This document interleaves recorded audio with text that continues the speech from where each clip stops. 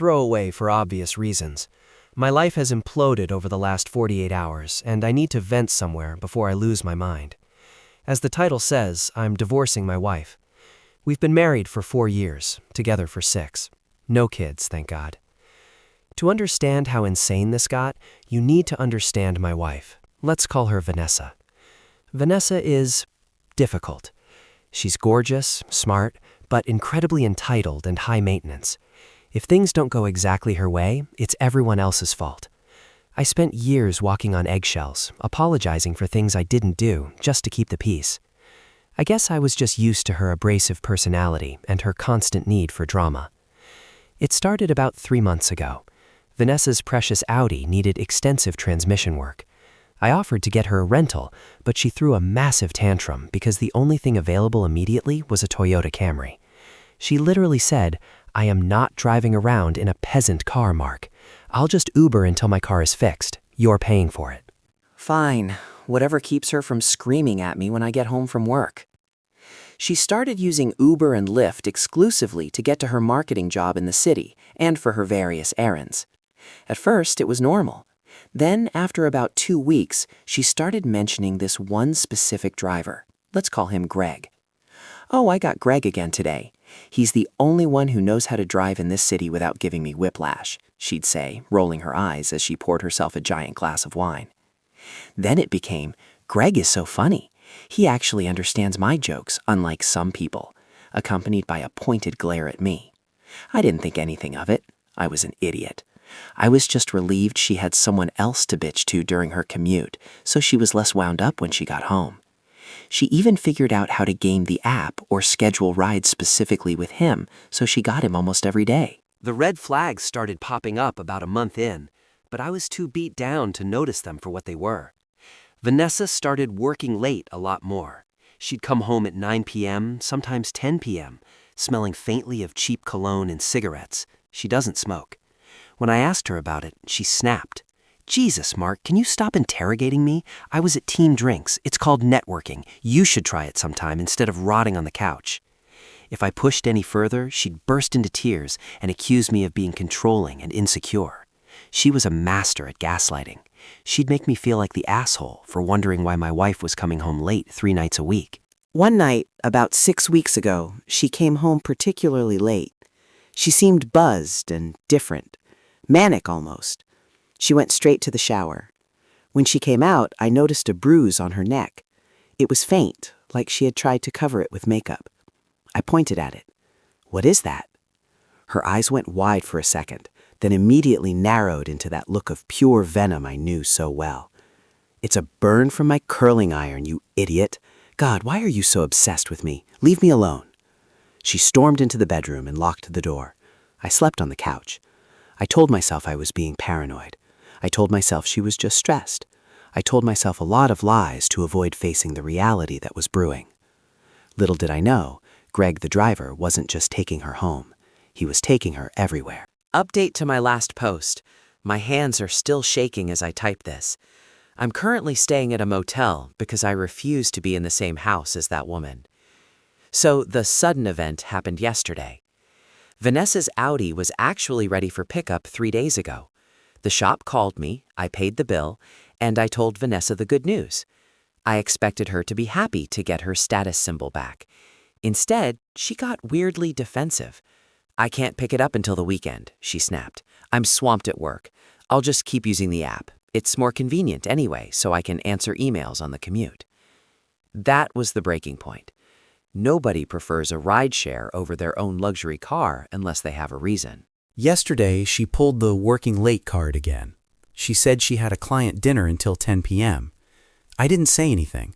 I just nodded like a good little doormat. But as soon as she left, I opened the Find My app. We've shared locations for years for safety, and she's so arrogant she apparently forgot to turn it off, or maybe she just didn't think I had the balls to check. At 8:30 p.m., her dot wasn't at a restaurant. It was in a secluded parking lot behind an old industrial park about 10 minutes from our house. It wasn't moving. I got in my car and drove over there, my heart hammering against my ribs like a sledgehammer. I turned my headlights off as I turned into the lot. There was only one car there, a silver Hyundai. Greg's car. I pulled up about 20 feet away. The windows were completely fogged up. I didn't even think. I didn't grab a tire iron or a camera. I just marched up to the car, fueled by a rage I didn't know I possessed. The back door wasn't locked. I ripped it open. The interior light flickered on. There they were. My wife, the woman who wouldn't drive a peasant car, was straddling the center console from the back seat, half-clothed. They were in the middle of having sex. For a split second, there was dead silence, just the sound of heavy breathing and the realization of what was happening. Then, chaos. Vanessa didn't cover herself up. She didn't scream in shame. She turned, looked me dead in the eye, and let out this demonic shriek. "What the fuck are you doing?" she screamed, her face twisting into pure fury. "Get out! Close the fucking door, you creep, you stalker!" Greg, the driver, was scrambling, trying to pull his pants up, looking terrified. "Dude, I didn't know." "Shut up, Greg," Vanessa yelled at him, then turned her rage back to me. "You followed me? You actually followed me? How dare you invade my privacy like this? You are so insecure, it's pathetic." I stood there, frozen. I expected tears, apologies, excuses. Instead, she was acting like I was the pervert for interrupting her affair. "We are done," I managed to say. My voice was surprisingly calm. "Oh, you think you can dump me?" she scoffed, fixing her skirt with aggressive, jerky movements. "I'm the one who's unhappy. I'm the one suffering in a loveless marriage with a loser who has to track his wife to feel like a man. Close the door and get the hell out of here before I call the police on you for harassment." I looked at Greg. "She's your problem now, buddy." I slammed the door shut, walked back to my car, and drove off. I could see her screaming at Greg through the rear window as I pulled away. I went straight to the bank this morning and moved half our savings into a separate account before she could touch it. Then I called a lawyer. I'm filing for divorce immediately. I thought catching her would be the worst part, but realized her reaction was the real nail in the coffin. She's not just a cheater, she's a sociopath. But knowing Vanessa, this isn't over. She's going to try to burn my life down. I didn't sleep a wink at the motel. I spent the night staring at the ceiling, waiting for the fallout. I knew Vanessa wouldn't just take this lying down, but I underestimated how low she would stoop. I turned my phone on this morning to a barrage of notifications, 47 missed calls, 82 text messages. The texts were a psychotic roller coaster. 11 p.m., "Baby, please come home, we need to talk, I can explain." 11:15 p.m., "You overreacted. It was just sex, it didn't mean anything. Don't throw away our marriage over a mistake." 12:30 a.m., "You are such a coward running away like this." 1 a.m., "If you don't answer me right now, I am going to burn your clothes." 3 a.m., "I hope you die alone, you miserable prick. You drove me to this." But the real kick in the teeth was social media. My sister called me in a panic at 7 a.m. "Mark, have you seen Facebook?" she asked, her voice trembling. Vanessa had posted a long, tearful status update. A photo of her looking disheveled, probably staged, with a caption that read, "I never thought I'd be posting this. I've been living in fear for years. Last night, Mark finally snapped. I'm safe now, but please respect my privacy as I navigate this nightmare of domestic abuse. I just wanted to be loved." I felt like I was going to throw up. She was flipping the script. She was accusing me of what she was doing. I panicked. My passport, my birth certificate, and my hard drives with all my work were still at the house. I knew I needed to get them before she actually destroyed them. I drove over there, hoping to just grab my stuff and leave. When I pulled into the driveway, I saw a police cruiser. My heart sank. I got out of the car, hands raised. 2 officers stepped off the porch, and there she was, standing in the doorway, wrapped in a blanket, shaking like a leaf. She looked pathetic. It was an Oscar-worthy performance. "That's him!" she shrieked, pointing a trembling finger at me. "He's here to hurt me! I told you he'd come back!" "Sir, stay where you are," one of the officers commanded, hand resting on his belt. "Officer, this is my house," I said, trying to keep my voice steady despite the rage boiling in my blood. "I just need my personal documents. She cheated on me. I caught her last night, and now she's lying to cover her tracks. Vanessa let out a hysterical wail. "He's lying! He's delusional! He stalked me last night and tried to attack me in a car. My friend Greg had to pull him off me." And then the front door opened wider. Greg walked out. The Uber driver, in my house, wearing my bathrobe. "It's true, officer," Greg said, looking down at his feet but sticking to the script. "This guy is unhinged. He came at us crazy last night. Vanessa is terrified of him." I saw red. "You are wearing my effing robe, you piece of sh—" I lunged forward. "Bad move." The officers grabbed me immediately. "Sir, calm down or you're going in cuffs," the officer yelled. "You need to leave the premises. We are issuing a temporary domestic disturbance report. You cannot be here right now." "She's lying," I screamed, looking at Vanessa. She wasn't crying anymore. Behind the officer's shoulder, she looked me dead in the eye and smirked. A cold, victorious smirk. "Get off my property, Mark," she hissed, her voice suddenly drop-dead calm. "Go back to your motel. Greg is staying here to make sure I'm safe." The police escorted me to my car. They told me to handle it through civil court and that if I returned, I'd be arrested for trespassing and harassment. I drove away, watching in the rearview mirror as Greg put his arm around my wife, my soon-to-be ex-wife, on the porch of the house I pay for. She has the house, she has the narrative, she has the lover, and I'm the one looking like a criminal. But she made one mistake. She forgot that I pay the phone bill, and I have access to the cloud logs. This war has just begun. I thought hitting rock bottom was seeing my wife having sex with a stranger in a car. I was wrong. Rock bottom was the phone call I got at 9 a.m. this morning. I was sitting in the office of a divorce attorney. Let's call him David. David is a shark. I was telling him about the police incident, the false accusations, and Greg wearing my bathrobe. David was taking notes, looking grim. Then my phone rang. It was the VP of HR at my company. "Mark," she said, her voice ice cold, "we need you to come in, immediately. Bring your badge and your laptop." My stomach dropped. "What? Why?" "We received an email from your wife regarding a domestic violence incident. She attached photos. Given the nature of our business and our zero-tolerance policy, you are being placed on unpaid administrative leave pending an investigation." "She's lying," I shouted, causing David to look up sharply. "She's framing me because I caught her cheating." "We aren't the police, Mark, but we can't have you in the building with these allegations. Do not come to the campus. We will courier a box for your things." She hung up. I sat there, stunned. Vanessa wasn't just content with taking the house and the dog. She wanted to destroy my livelihood. She wanted me destitute. David, my lawyer, looked at me. "She just escalated this to a nuclear war. We need proof, Mark. Indisputable proof. Her word against yours isn't enough right now, especially with the police report." I remembered the cloud. I went back to the motel, hooked up my laptop, and logged into our shared iCloud account. She had changed the password, obviously, but she's lazy. The recovery email was still set to my old Gmail account. I reset the password, locked her out, and got in. I started combing through everything. Messages, photos, notes.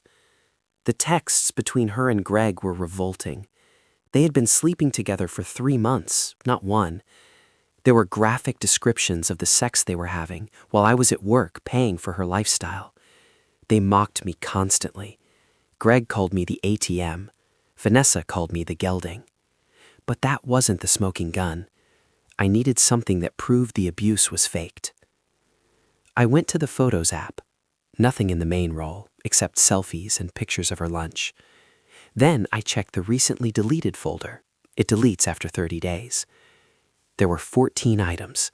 Most were bad angles of selfies. But there was one video, dated the night she came home with that bruise on her neck, the one she claimed was a curling iron burn, and later claimed was me choking her. I clicked play. The video was shaky. It was filmed in the back seat of Greg's Hyundai. Greg was holding the phone. "Hold still, babe," Greg's voice said behind the camera. Vanessa was looking into the rearview mirror, holding a makeup palette. She was laughing. "Does this look purple enough, or should I add more yellow?" "Add some red," Greg chuckled. "Make it look like he really gripped you." She applied the eyeshadow to her neck, blending it expertly. She turned to the camera, made a fake crying face, and then burst out laughing. God, he's such a pussy. He'll probably just apologize for bruising me, even though he didn't touch me. But just in case I need leverage later? You're evil, Greg laughed. I love it. They started making out, and the video cut off. I sat there in the motel room, staring at the screen, my heart pounding so hard I thought it would explode. She filmed it. The idiot filmed her own fabrication of evidence because she's so narcissistic she wanted to re-watch her own performance. I downloaded the video. I saved it to 3 different hard drives. I emailed it to David. Just as I hit send, my phone rang again. It was Vanessa. I usually wouldn't answer, but I was flooded with adrenaline. I picked up. "Mark!" She was screaming so loud the speaker crackled. "Why isn't the credit card working? I'm at Verify with the movers and the card is declined." "Movers?" I asked, my voice deadly calm. "What movers, Vanessa?" "I'm selling the furniture," she shrieked. "I need cash since you drained the account, you thief. Fix the card right now. I have guys standing here waiting to take the sofa." "I canceled the cards, Vanessa. All of them." "You can't do that. That's financial abuse," she screamed. I could hear Greg in the background yelling, "Tell him I'm going to kick his ass." "And Vanessa," I interrupted her hysterics, "I saw the video, the one in the Hyundai with the makeup palette." Dead silence on the other end. "I have it," I said, "and in about 10 minutes, my lawyer is sending it to the police, and I'm sending it to your boss. You wanted a war? You got one." I hung up. 10 seconds later, she started blowing up my phone, text after text. "Wait, don't do that. Mark, please. It was a joke. I'm pregnant." I stared at the last text. "I'm pregnant." I threw the phone across the room. She was lying. She had to be lying. But with Vanessa, you never knew where the lies ended and the insanity began. Then there was a loud banging on my motel door. "Police! Open up!" My heart stopped. Did she call them on me again? I walked to the door and looked through the peephole. It wasn't the police. It was 3 guys, bikers, and they didn't look like they were here to chat. Greg wasn't just an Uber driver. He had friends. I didn't open the door. I threw the deadbolt and shoved the heavy dresser in front of it. The pounding got louder. "Open the fucking door, Mark. We just want to talk," one of the voices boomed. Definitely not police. I dialed 911 immediately. "I'm at the Motel 6 off I-95. There are 3 men trying to break into my room. They are claiming to be police, but they aren't. My wife's lover sent them." The dispatcher told me officers were already nearby. Thank God for cheap motels in bad neighborhoods. The cops are never far away. The wood of the doorframe started to splinter. "You have the video, Mark," one of them shouted. "Delete it and we walk away." Greg must have told them. They weren't here to kill me. They were here to destroy the evidence. Then sirens wailed, close. I heard a curse from the hallway, the sound of heavy boots running, and a screech of tires peeling out of the parking lot. By the time the actual police arrived, the bikers were gone. I opened the door, shaking. I showed the officers everything, the text from Vanessa, the "I'm pregnant" Hail Mary, the video of her faking the bruises with Greg. The officer who watched the video, a stern older woman, shook her head in disgust. "This changes things, son. We can't catch the guys who were at the door without a plate number, but this video, this proves the domestic violence report against you is false. I'm filing a supplementary report right now." I packed my bags. I wasn't staying there another minute. I went to a high-end hotel downtown with actual security and checked in under a fake name. Once I was safe, I called David, my lawyer. I sent him the video. "Mark, this is a nuke," David said, sounding almost giddy. "I'm getting an emergency hearing. We're getting her out of the house, today." I also forwarded the video to the VP of HR at my company with the subject line, "Exoneration Evidence." Then I finally texted Vanessa back. "The police have the video, my lawyer has the video, my boss has the video, and your goons failed. It's over." Her response was immediate. She called. I answered, putting it on speaker to record it on my laptop. "You ruined everything!" she shrieked. It wasn't a cry of sorrow, it was the screech of a banshee. "You petty, vindictive little shit! You sent that video to my job? They fired me, Mark! They fired me for gross misconduct because I used the company card for the Uber rides where I was having sex." "You got yourself fired, Vanessa," I said coldly. "What about the pregnancy?" "I said that so you wouldn't ruin my life," she yelled, ignoring the logic. "I'm not pregnant with your weak seed. I faked it, just like I faked the bruises because you wouldn't give me the divorce on my terms. You were supposed to just leave and let me have the house. Greg needs a place to stay." "Greg can live in his Hyundai," I snapped. "Greg is a man, unlike you," she screamed. "He knows how to take what he wants. You're just a pathetic—" I hung up. I didn't need to hear any more. She admitted it. She admitted she wasn't pregnant and that she faked the abuse, and I had it on recording. I thought I had won. I thought I just had to wait for the lawyers to do the paperwork. But 2 hours later, I got a notification from my home security system. Smoke detected in the master bedroom. I pulled up the camera feed on my phone. Vanessa was in our bedroom. She had a pile of my clothes, my suits, my shirts, everything, heaped in the center of the room. She was holding a bottle of lighter fluid and a glass of wine. Greg was standing in the doorway, looking nervous. "Vanessa, don't," Greg said. "He wants the house." She looked right into the security camera, her mascara running down her face, looking like a deranged clown. "He can have the ashes." She lit a match and dropped it on the pile. The flames roared up instantly. The feed cut out. She actually did it. She set our house on fire. I dialed 911 for the second time that day. My hands were trembling, not from fear this time, but from pure, unadulterated shock. My wife just set fire to our house. I watched it on the security feed. She's inside, 42 Oak Street. I sprinted to my car. I didn't care about the safety of the hotel anymore. I drove like a maniac, running 2 red lights to get to the suburbs. By the time I turned onto my street, the sky was already glowing orange. The house, the one I spent 3 years renovating, the one where I thought we'd raise a family, was engulfed. Flames were licking out of the master bedroom window, climbing up the siding to the roof. The heat hit me through the windshield before I even parked. Fire trucks were already there, hoses blasting water into the inferno. I jumped out of the car. "Sir, get back!" A police officer intercepted me immediately. "That's my house!" I yelled over the roar of the fire. "Where is she? Is she out?" "Everyone is out," the officer shouted. "We have 2 individuals detained over by the ambulance." I looked past him. Sitting on the bumper of an ambulance, wrapped in a shock blanket, was Vanessa. Her face was soot-stained, her mascara running in black streaks down her cheeks. She looked like a raccoon on crack. Greg was sitting on the curb a few feet away, head in his hands, coughing. Vanessa saw me. She jumped up, dropping the blanket. "You!" she screamed, pointing at me. "You did this! You psycho!" She tried to rush me, but a female officer grabbed her arm and yanked her back. "He set the fire!" Vanessa shrieked to the police, putting on her best damsel in distress act. "He threatened to burn it down if he couldn't have it. He came back and threw a Molotov cocktail through the window. Greg and I barely escaped with our lives." Greg looked up, eyes wide. He looked at Vanessa, then at the burning house, then at the cops. He looked terrified. The officer looked at me suspiciously. "Sir, is that true?" I didn't say a word. I pulled out my phone. The Nest app had saved the clip to the cloud the second the motion stopped. "Officer," I said, holding up the screen, "watch this." The officer leaned in. On the screen, clear as day, Vanessa looked directly into the lens, said, "He can have the ashes," and dropped the match on the pile of clothes soaked in lighter fluid. The officer's expression went from suspicion to stone-cold seriousness. He tapped his radio.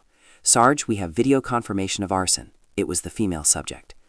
Vanessa was still screaming lies. "He edited it. He's a tech wizard. It's a deep fake." The officers didn't care about her excuses. 2 of them walked up to her. "Vanessa Miller, you are under arrest for arson, reckless endangerment, and filing a false police report," the sergeant boomed. They grabbed her wrists. "No, no, get off me!" She started thrashing, kicking the officer in the shin. "Greg, tell them Mark did it." All eyes turned to Greg. The Uber driver looked at the handcuffs clicking onto Vanessa's wrists. He looked at the burning house. He made a calculation. I told her not to do it," Greg stammered, his voice cracking. "She's crazy, man. She made me stop at the gas station to buy the lighter fluid. She said we were just going to burn his clothes in the backyard barbecue. I didn't know she was going to light the room up." Vanessa froze. She stared at Greg with a look of betrayal that was almost delicious. "You spineless little worm," she screeched, foaming at the mouth. "We were supposed to run away together. You said you loved me." "I don't love you, lady. You just burned a house down," Greg yelled back, scooting away from her on the curb. "Officer, I'll testify. I have texts. She planned the whole thing." "You're both going downtown," the sergeant said, motioning for another officer to cuff Greg, accessory to arson. "What? No!" Greg cried as they spun him around. "I'm just the driver." They dragged Vanessa toward the squad car. As they shoved her into the back seat, she locked eyes with me one last time. She wasn't crying anymore. She just looked empty and hateful. "I hope you rot, Mark," she spat at the window as they slammed the door. I stood there for an hour, watching the firefighters put out the carcass of my home. The roof had collapsed. The second floor was gone. Everything I owned, photos, collections, clothes, was ash. But as I watched the smoke rise into the night sky, I realized something. I felt lighter. The house was gone, the money was safe in a separate account, the job knew the truth, and the woman who made my life a living hell was currently being processed in a county jail cell. I thought it was over. I really did. I went back to the hotel, poured a whiskey, and finally slept. But I forgot one thing: Vanessa's father. He's a wealthy, corrupt real estate developer with connections everywhere, and he just posted her bail this morning, and she's not done with me yet. I woke up this morning hoping to see a text that Vanessa was being transferred to a state penitentiary. Instead, I got a text from David, my lawyer. She made bail. Her father put up the cash, $500,000. She is out. Watch her back. My blood ran cold. Vanessa's father, Robert, is a real estate tycoon in the city. He's the kind of guy who thinks laws are just suggestions for poor people. He's always hated me because I'm an engineer on a salary, not a shark like him. He funded Vanessa's entitlement her whole life. I decided to go into work. HR had cleared me after the video of the arson surfaced, and honestly, I just needed to be around normal people and not sit in a hotel room waiting for a psycho to kick down the door. At 2 p.m., the receptionist called my desk. "Mark, there's a gentleman here to see you." "Robert Miller?" The audacity. He came to my job. I walked out to the lobby. Robert was standing there in a $5,000 suit, looking bored. He didn't even shake my hand. "Let's take a walk, Mark," he said. It wasn't a request. We walked out to the parking lot. His driver was waiting by a black SUV. "Look," Robert started, lighting a cigar. "Vanessa is spirited. She's emotional. You know this. The arson thing? It's a misunderstanding. She was under distress because of your accusations." I laughed. A bitter, dry laugh. "She burned my house down, Robert, on camera, after falsifying domestic abuse charges." "Details." Robert waved his hand dismissively. "Here is the offer. You drop the charges.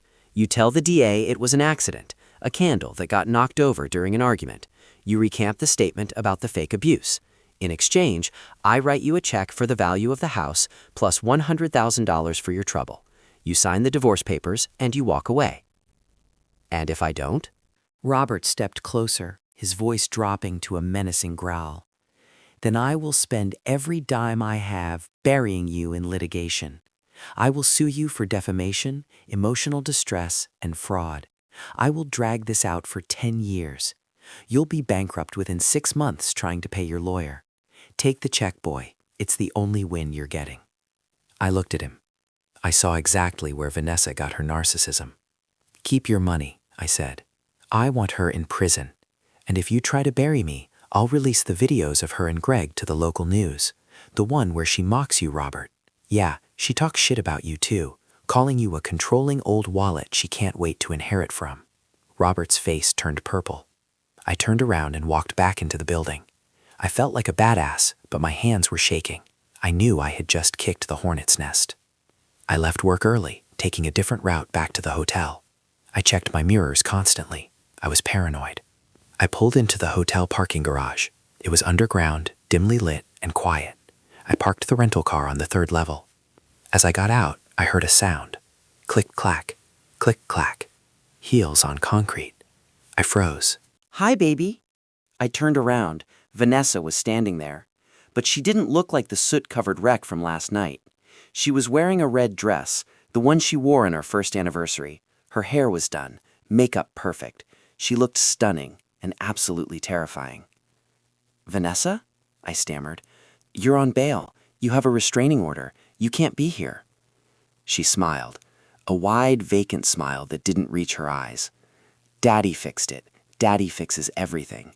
I came to take you to dinner. We need to celebrate." "Celebrate what?"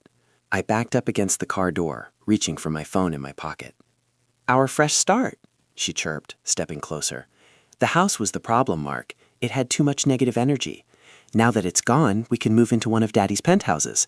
We can try for a baby again, a real one this time." She was delusional. She had snapped completely. She had rewritten reality in her head, where the arson was a cleansing ritual, not a crime. "Vanessa, stay back," I said, hitting the emergency call button on my phone inside my pocket. "We are getting divorced. You are going to jail." Her smile vanished instantly. Her face contorted into that demon mask I saw at the house. "Why do you always ruin everything?" she whispered. She reached into her designer purse. I expected a gun. She pulled out a jagged, broken glass bottle. It looked like a wine bottle she had smashed beforehand. "If I can't have you," she screamed, lunging at me, "nobody can." She swung the glass at my face. I ducked just in time. The glass shattered against the driver's side window of the rental car. She tackled me. For a small woman, she was incredibly strong. We fell onto the concrete. She was clawing at my eyes, screaming about how I was ungrateful, how I was a loser, how she settled for me. I managed to kick her off. I scrambled to my feet, gasping for air. "Help!" I yelled, my voice echoing in the garage. Vanessa stood up. She looked at the jagged glass in her hand, then at me. She wasn't done. "You think you're safe because you recorded me," she hissed, stepping over the shattered glass. "I'm going to cut that smirk right off your face." Suddenly, tires squealed around the corner. A car was coming up the ramp fast. Vanessa froze. It wasn't the police. It was a black SUV, her dad's SUV. The window rolled down.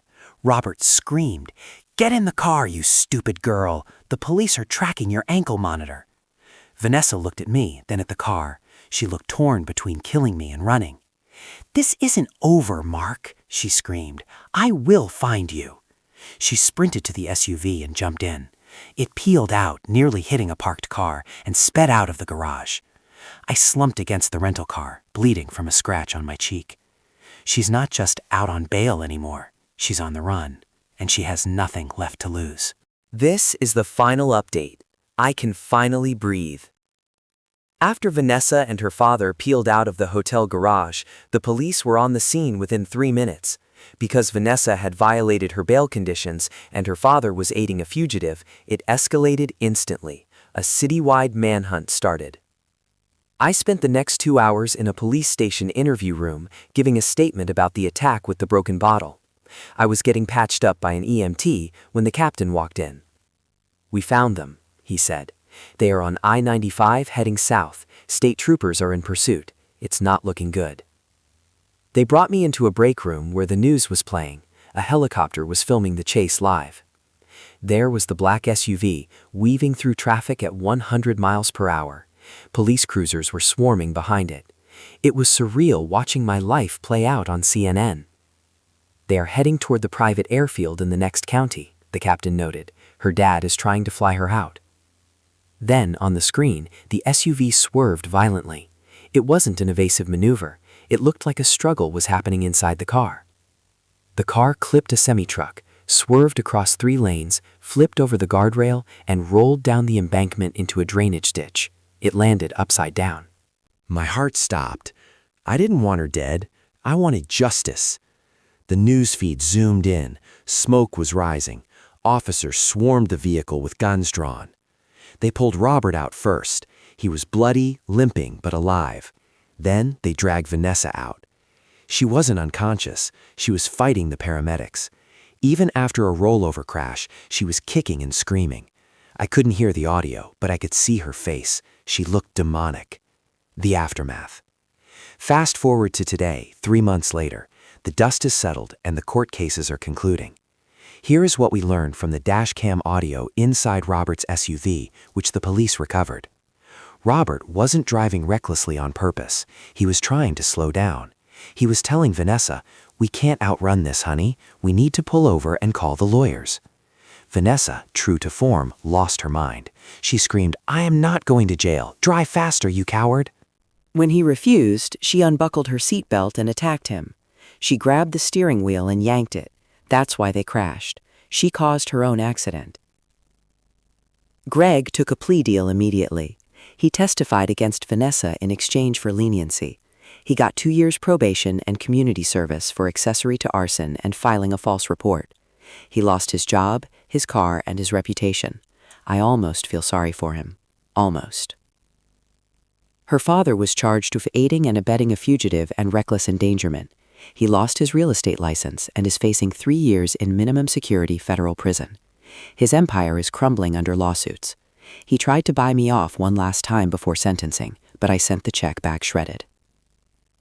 The trial was a circus. She fired 3 lawyers. She tried to represent herself. In court, she looked at the jury and said, "I am the victim here. Mark manipulated me. He drove me to seek comfort in another man's arms. He made me light that match." The jury didn't buy it. The video of her faking the abuse, the video of the arson, and the dashcam audio of her causing the crash were damning. She was convicted of arson in the first degree, aggravated assault for the glass bottle attack, reckless endangerment, filing a false police report, violation of bail. The judge, a no-nonsense woman who seemed personally offended by Vanessa's entitlement, threw the book at her. "Ms. Miller, you have shown 0 remorse. You are a danger to society and to yourself. You viewed people as props in your own twisted reality show." Sentence, 18 years in state prison, with no possibility of parole for at least 12. As they handcuffed her to take her away, she looked back at the gallery. She locked eyes with me. Wait, Mark! She screamed, tears finally streaming down her face. Real tears this time. Tears of fear. Mark, tell them! I'm your wife! You can't let them take me! I love you! Baby, please!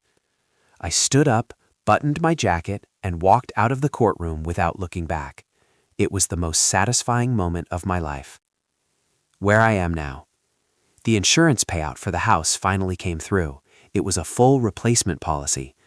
I took the money, sold the lot, I couldn't live there anymore, and bought a small cabin near a lake 3 states away.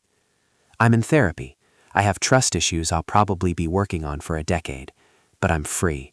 I wake up in the morning and there's no yelling, no walking on eggshells, no gaslighting. I blocked her number, I blocked her family, I don't check her social media. I'm going to spend a long time being single, fishing, and rebuilding my sanity. Thanks for listening, Reddit. If your gut tells you something is wrong, listen to it. And for God's sake, check the recently deleted folder. "Wait, Mark!" she screamed, tears finally streaming down her face. Real tears this time, tears of fear. "Mark, tell them! I'm your wife! You can't let them take me! I love you! Baby, please!" I stood up, buttoned my jacket, and walked out of the courtroom without looking back. It was the most satisfying moment of my life. Where I am now. The insurance payout for the house finally came through. It was a full replacement policy. I took the money, sold the lot, I couldn't live there anymore, and bought a small cabin near a lake 3 states away. I'm in therapy. I have trust issues I'll probably be working on for a decade, but I'm free. I wake up in the morning and there's no yelling, no walking on eggshells, no gaslighting. I blocked her number, I blocked her family, I don't check her social media. I'm going to spend a long time being single, fishing, and rebuilding my sanity. Thanks for listening, Reddit. If your gut tells you something is wrong, listen to it. And for God's sake, check the recently deleted folder.